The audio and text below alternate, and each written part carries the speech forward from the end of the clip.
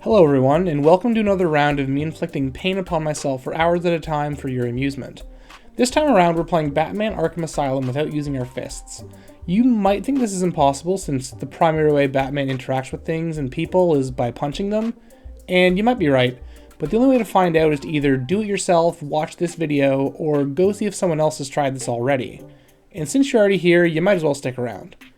As you might expect, based on the title and what I said a few seconds ago, we're going to try to beat Arkham Asylum without throwing any punches. Other attacks, like kicks, fancy cape swirls, and gadgets are fair game, but we aren't allowed to hurt anyone with our fists whatsoever. Notice the particular wording of that, hurting people with our fists? It might be important later. And writing this before I get into the run, I anticipate some difficulty in the very early game, and I'm afraid of potential contextually necessary punches in one or two of the boss fights, but I'm pretty optimistic this should be doable. Let's get into it. We start out taking our very slow walk down the hallway with the Joker, at the end of which he predictably gets free, and right off the bat,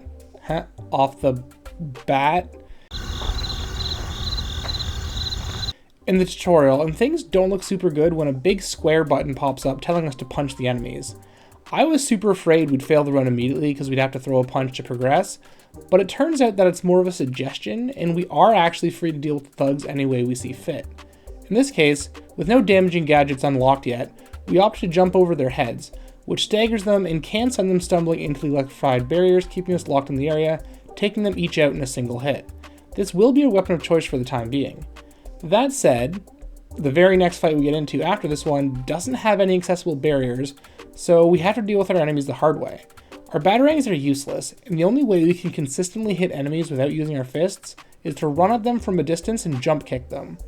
This can only be triggered if we're sprinting and our enemies are at a minimum distance away, or else Batman just throws the punch and forces me to reload my save. This doesn't do much damage, but it can be consistently used as long as I stun with Batman's cape and flee down the hallway to give myself a run up first. The hardest part of this is honestly that the camera isn't built for this, and oftentimes by the time we wrestle it back around to the perspective we need, the thugs have caught up to us and we need to start again.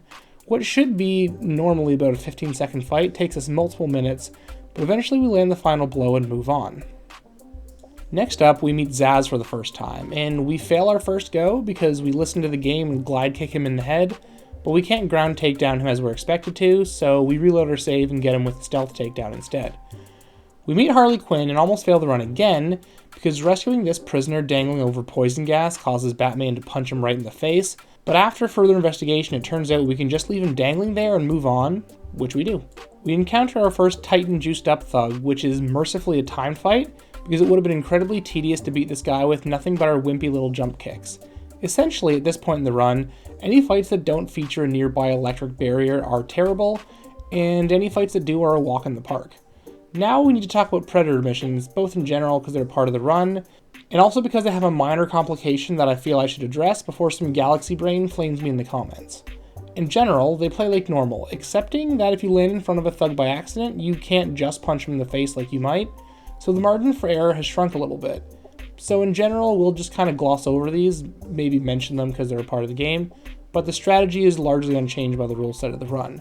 The minor complication I mentioned a few seconds ago is that there are multiple animations for stealth takedowns, for the sake of variety, and one of them involves Batman smacking whoever he's taking down in the back before he chokes them out. On the most technical of levels, this could constitute run failure since there is a punch thrown.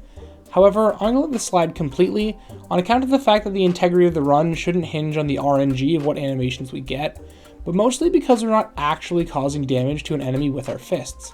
I told you the wording of the rules would matter, and this might not be the only time that it does.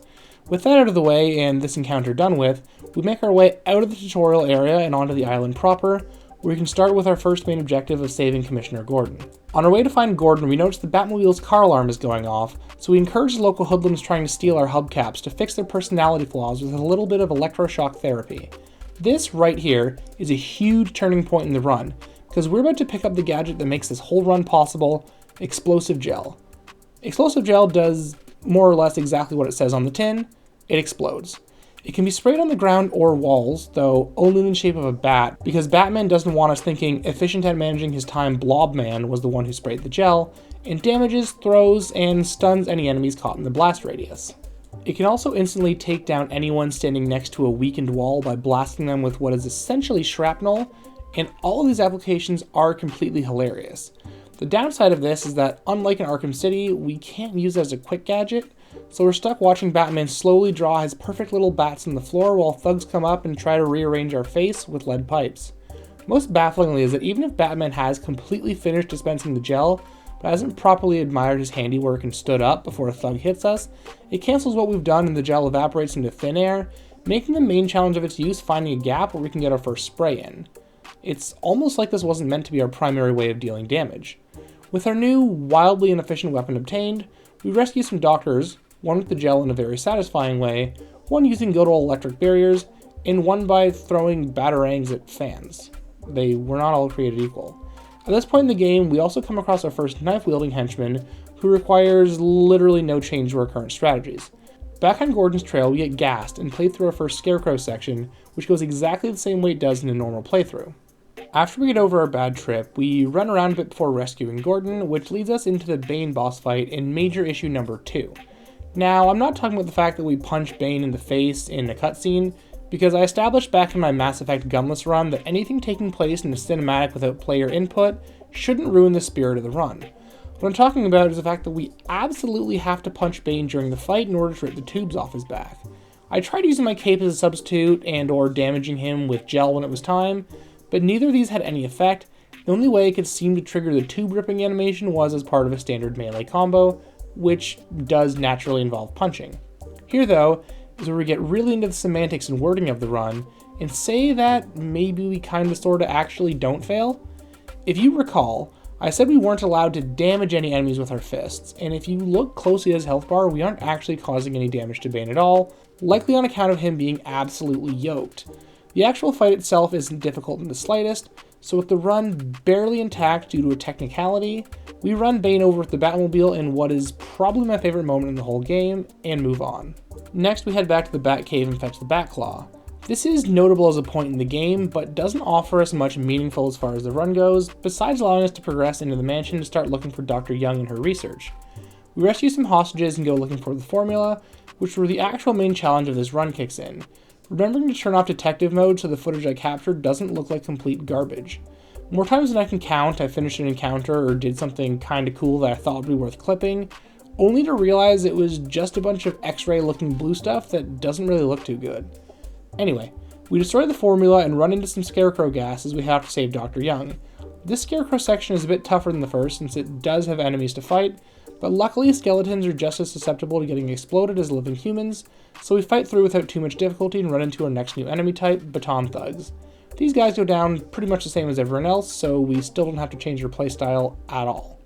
Say what you will about what's quickly becoming the explosive gel run, but it is consistent.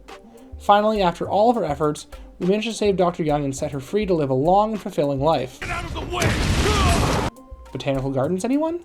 We meet Poison Ivy, free the Warden, and then are beset by the inmates considered psychotic even by the standards of Arkham Asylum on our way to go find Harley Quinn.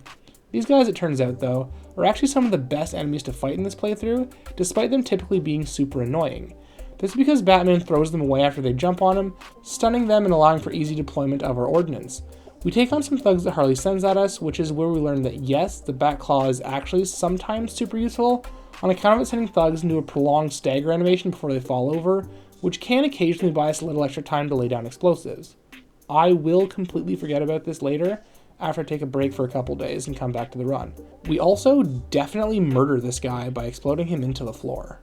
Batman adjusts pretty well to racking up his first kill though, and catches up with Harley Quinn, where we fight her next set of goons in a multi-tiered arena with a floor that occasionally gets electrified, which is actually excellent for us, since it routinely scatters her goons and lets us set up some gel traps. After quite a bit of jumping back and forth over railings, we take Harley out, and for those keeping track at home, Batman does not punch her in this cutscene, and we can finally actually make our way to the gardens. We enter, make our way through the Predator challenge on our way in, and then come up against what is by a large margin the hardest fight in the game so far. We're here to rescue Carl Todd, a random guard, and more importantly turn off some electricity that is stopping us from pursuing the Joker further into the gardens.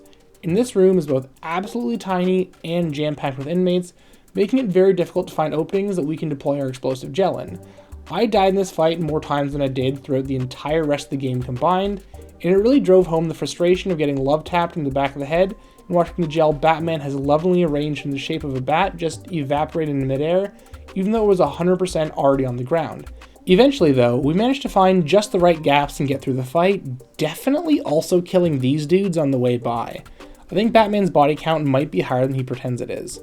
We rescue the dangling scientists, with the only difference being in this encounter that we have to let ourselves get shot by the leader while we circle around far back enough to get a run up and jump kick him.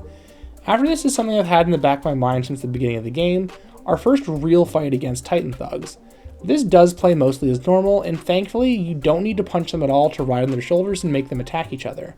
We do lose once by getting stuck between a stunned thug and the wall, but the second attempt goes much smoother and we manage to take them both out without too many issues. I was also worried about their finishing blows, since punching them when they're stunned for the final time sends Batman into a pre-animated takedown that I thought might be necessary, but it turns out just blowing them up is a perfectly acceptable way to deal with these enemies, and we can move right on with the game. Immediately after this fight, we pick up our next gadget, the line launcher, which has some very niche use in combat, but is far less effective than just making people fall into pits that are definitely fatal. We head on out of the gardens and leave to find out the Joker has shot Ivy up with some Titan, and now the whole asylum is overrun with evil plants. We need to go find some specific spores to create an antidote, and they happen to be down in Killer Croc's pad, so we decide to head over there. We have a fight that does showcase the true potential of the line launcher in combat, which lets us knock over multiple thugs at a time, only if they're nice enough to all stand in a straight line, which is completely hilarious to use. At first I didn't think it dealt any damage since nobody was getting knocked out, but after some testing I think it does damage enemies, but won't let us deal the final blow, since they did each go down to a single explosive gel blast when I finally decided to stop messing with them. It was kind of fun while it lasted, but we probably won't use this in any more fights. We get through the Predator mission with the exploding gargoyles like normal, and then wind up in the final Scarecrow mission pretty soon after.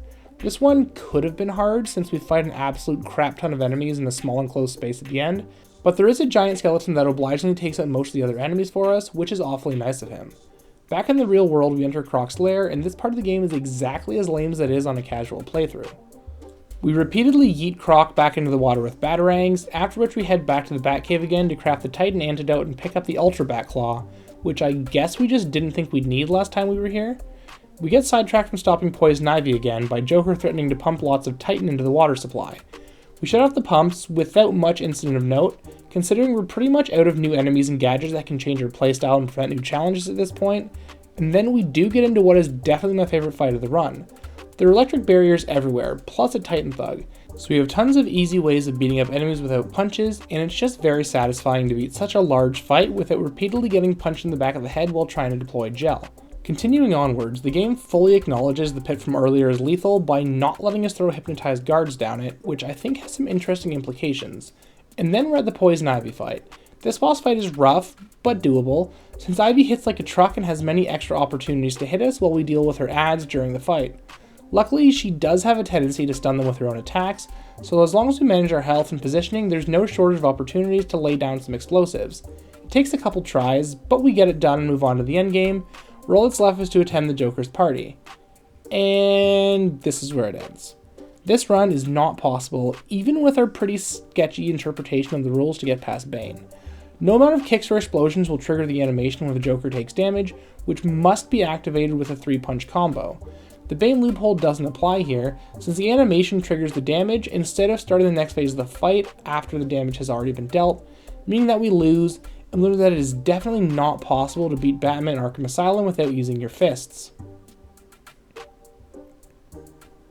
This one was pretty fun, though to be honest it doesn't feel great to get so far, even on a technicality, and then run into a brick wall in the final encounter of the entire game. That makes 2 failed runs in a row now, so I guess I'd better do better next time, or else people are going to start thinking I'm bad at video games or something, and we can't have that. I hope you enjoyed it though, and if you liked the video, make sure to do the things that boost my engagement numbers in the algorithm, and leave a comment if you have any ideas for a game or challenge that you'd like to see featured. We also recently crossed the threshold where I can turn on channel memberships, so if you happen to occupy the middle space of the non-existent Venn diagram of people who want to give me money but don't want to click over to Patreon, I guess that's for you? Either way, thanks for watching, and I'll see you next time.